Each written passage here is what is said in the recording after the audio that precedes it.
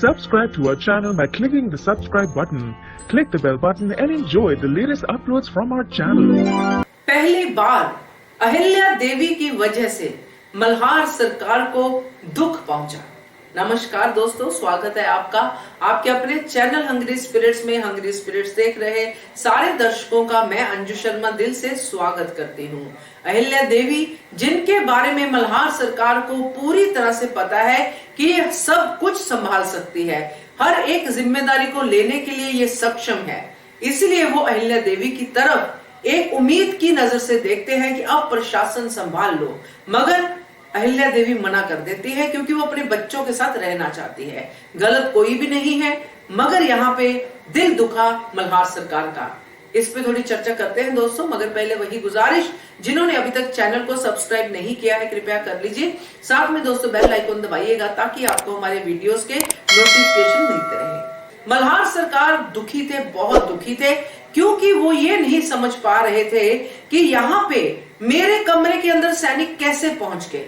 यहाँ पे सब लोग, गुन्नू जी, तुक्कू जी, खंडेराव, इतने सक्षम लोग हैं यहाँ पे, फिर भी इनको भनक नहीं लगी कि शत्रु घर के अंदर तक घुस आया, बल्कि वो उल्टा सूर्य की बड़ाई कर रहे हैं मल्हार सरकार के सामने। उनकी बात को जो है आगे बढ़ा रहे हैं कि कितना हंसाता है, कितना, ये सब चीजें मल्हार सरकार को दुखी कर रही थी, परेशान कर रही थी कि इनको सामने जो खड़ा शत्रु नहीं दिखाई दिया, तो इन पे मैं कैसे भरोसा करूं।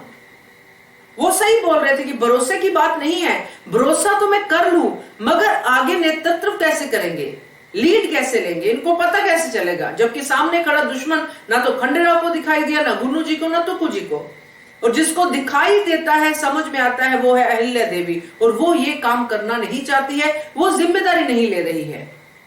यहाँ पे मल्हार सरकार का दुखी होना बकायदा जायज है दोस्तों, क्योंकि अहिल्या देवी को उन्होंने देखा है सब जिम्मेदारियां निभाते हुए।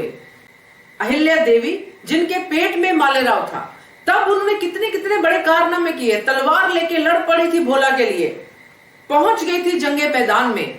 जी हाँ, भोला के खिलाफ उन्होंने तलवार उठाई थी उस समय भी। तो उस समय उन्होंने अपने बच्चे को यह कहा था कि ये सब जो मैं कर रही हूं ये भी मेरे बच्चे को पता होना चाहिए।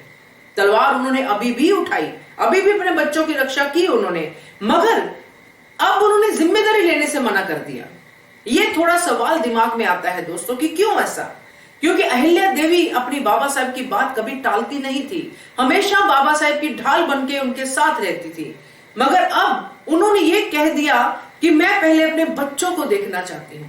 तो ये थोड़ा सवाल मल्हार सरकार को तो तंग कर ही रहा है, हमें भी तंग कर रहा है, क्योंकि अहिल्या देवी ने कभी अपने परिवार को प्रजा से ऊपर नहीं रखा। हमेशा उन्होंने प्रजा को पहला दर्जा दिया है। प्रजा के सामने वो अपने आप को छोड़ के भी बाहर गई है, अपने रिश्ते खंडेराव और अपने रिश्ते को भी ताक पे लगा दिया था। वो अहिल्या देवी आज ये कह के मना कर रही है कि मैं प्रशासन नहीं करूंगी, क्योंकि मुझे अपने बच्चों के साथ उनकी परवरिश करनी है। तो ये शायद एक फेज होगा अहिल्या देवी का जो अभी हमारे सामने आ रहा है, मगर ये फेज देख के थोड़ा सा मल्हार सरकार की तरह हमें भी दुख होता है। जैसे उन्होंने कहा मल्हार सरकार ने कि जो कर सकती है वो करना नहीं चाहती है, इस बात का दुख है। मुझे तो दोस्तों वाकई में मल्हार सरकार के दुख पे दुख हो रहा है। आप बताइए आपका क्या रिएक्शन है, इसके बारे में कमेंट कीजिए। देखते रहिए channel Hungry Spirits. Thank you so much. Subscribe to our channel by clicking the subscribe button.